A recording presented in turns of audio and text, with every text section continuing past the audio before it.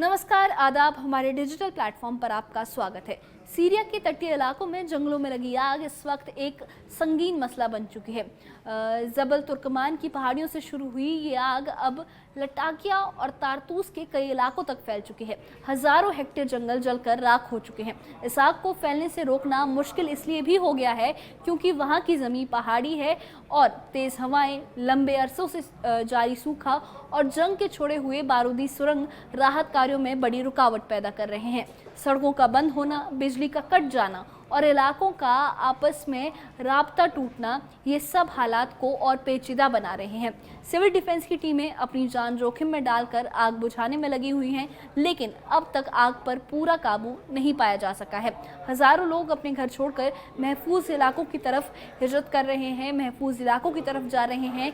सरकार ने लोगों से अपील की है कि वो जंगलों के नज़दीक ना जाएं और ईमानदारी से राहत एजेंसियों का सहयोग करें।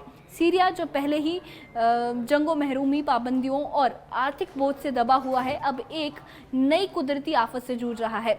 देखते हैं कि ये मुल्क इस मुश्किल वक्त में कैसे बाहर निकलता है और कैसे इस आफत से सीरिया जूझ रहा है। इस रिपोर्ट में देखिए।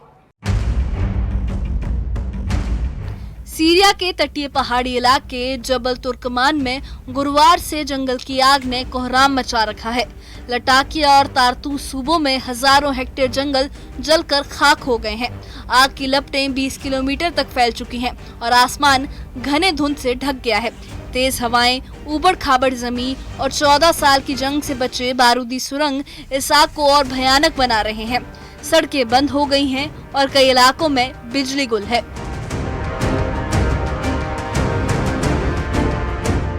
लटाकिया के civil defence director Abdul Kafi Kayal ने बताया कि आग पर काबू पाना बेहद मुश्किल है। उन्होंने कहा कि तेज हवाएं, मुश्किल जमीन और बारूदी सुरंगों ने हमारी कोशिशों को मुश्किल बना दिया है। आग की वजह से हजारों लोग अपने घर छोड़कर महफूज ठिकानों की ओर भागे हैं। सिविल डिफेंस ने लोगों से जंगली इलाकों को खाली करने की गुजारिश की है ताकि कोई जानी नुकसान ना हो। عدد كبير من إخماد على الحرائق، ولكن يوجد أيضا بعض بؤر الحرائق المتواجدة، منها يعد في مرحلة خطيرة بسبب وعورة الطرقات والمنحدرات العالية، بالإضافة والسبب الأهم أن هذه الأماكن أو البؤر هي تحتوي على ذخائر غير منفجرة بالإضافة للألغام. نعمل على احتواء هذه الحرائق ونعمل أيضا على سلامة الفرق المشاركة। सीरिया की नई हुकूमत के लिए ये आग एक बड़ा इम्तिहान है। मुल्क पहले ही जंग और पाबंदियों से जूझ रहा है और बुनियादी सुविधाएं ना के बराबर है। फिर भी 60 से ज्यादा फायर ब्रिगेड यूनिट्स रात दिन आग से जंग लड़ रही हैं। सीरियाई सिविल डिफेंस के अफसर अहमद यजीजी ने कहा कि सुबह तक आग लगभग बुझ गई थी, मगर हवा की रफ्तार ने इसे फिर से भड़का दिया। आग ने जंगल के साथ साथ लोगों के घर और खेतों को भी अपनी चपेट में ले लिया है। منظمة إنسانية متواجدين الآن بريف الساحل، وهذا الشيء عم يعمل تكاتف اجتماعي، منظمات من حلب، منظمات من حمص، منظمات من دمشق، حتى من الدول الجوار من تركيا ومن الأردن قدموا لاستجابة طارئة لتطفئة الحرائق وتهدئة الحرائق الموجودة في ريف الساحل، اللي هي تعتبر المناطق هي مناطق الغطاء الأخضر النباتي المتواجد في سوريا، واللي هي الرئة تبعية سوريا اللي بتتنفس منها كل سوريا. طبعا للأسف إنه خسرنا كثير من الغطاء الأخضر النباتي الآن। सीरिया ने इस आफत से निपटने के लिए दुनिया से मदद मांगी है। तुर्की ने 2 हेलीकॉप्टर और 11 फायर ब्रिगेड गाड़ियां भेजी हैं। रविवार को जॉर्डन की सिविल डिफेंस टीमें भी सीमा पार करके लटाकिया पहुंची। सीरियाई आपातकाल और आपदा प्रबंधन मंत्री रायद अल सालेह ने कहा कि ये हालात बेहद दुखद है। लाखों पेड़ जलकर राख हो गए हैं जो हमारे लिए ताज़ा हवा का जरिया थे। टीमें अल फरून लोग प्राकृतिक रिजर्व को बचाने की कोशिश में जुटी हैं।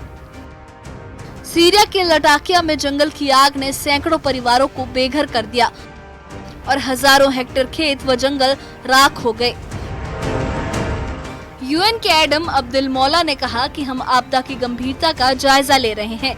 तुर्की और जॉर्डन की टीमें हेलीकॉप्टरों से मदद कर रही हैं, मगर युद्ध के बच्चे बारूदी सुरंग आग पर काबू पाने में मुश्किल डाल रहे हैं।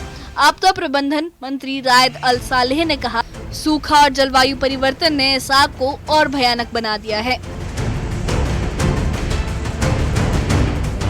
नासा के सैटेलाइट डेटा के मुताबिक इस आग ने 180 वर्ग किलोमीटर से ज्यादा जंगल को जला दिया है, जो दमिश्क शहर से भी बड़ा इलाका है।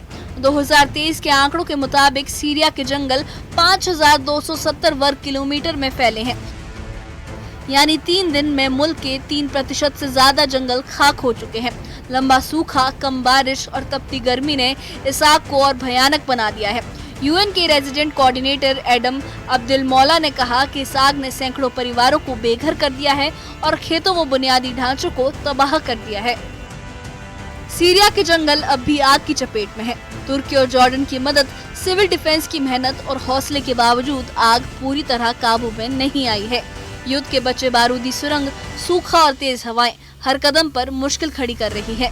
फिर भी एकजुट कोशिशें जारी हैं ताकि इस आफत को जल्द से जल्द थामा जा सके। Bureau report, news 18। सीरिया में जंगलों की आग अब तक हजारों हेक्टेयर जमीन को राख बना चुकी है। सैकड़ों खानदान बेघर हो चुके हैं और बुनियादी ढांचों को भी भारी नुकसान पहुंचा है। हालात पर काबू पाने के लिए तुर्की और जॉर्डन ने मदद भेजी है।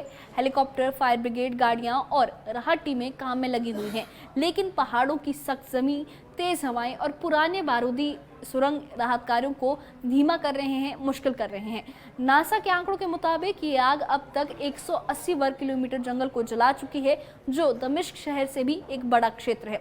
मौसम की तब्दीली, तेज गर्मी और पहाड़ी पानी की कमी ने हालात को और ज़्यादा संगीन कर दिया है। यूनाइटेड नेशंस इस मसले की गंभीरता को समझते हुए राहत योजना तैयार कर रहा है। सीरिया की हुकूमत भी सिविल डिफेंस आपदा प्रबंधन के साथ मिलकर लगातार हालात पर नजर रखे हुए है। फिलहाल आग पूरी तरह बुझी नहीं है, लेकिन कोशिशें जारी हैं। हर राहत कर्मी अपनी जान हथेली पर रखकर इस आफत से निपटने की कोशिश में जुटा है। आने वाले कुछ दिन बहुत अहम होंगे, क्योंकि मौसम, संसाधन और इंसानी जद्दोजहद, इन तीनों की कोशिश ही मिलकर इस हालात को स्थिर कर सकती है। इस बारे में आपका क्या कहना है? हमें कमेंट बॉक्स में अपनी राय ज़रूर बताइए और इससे जुड़े अपडेट्स के लिए और ऐसी ही खबरों के लिए हमारे चैनल के साथ बने रहिए। हमारे चैनल को सब्सक्राइब करिए। शुक्रिया।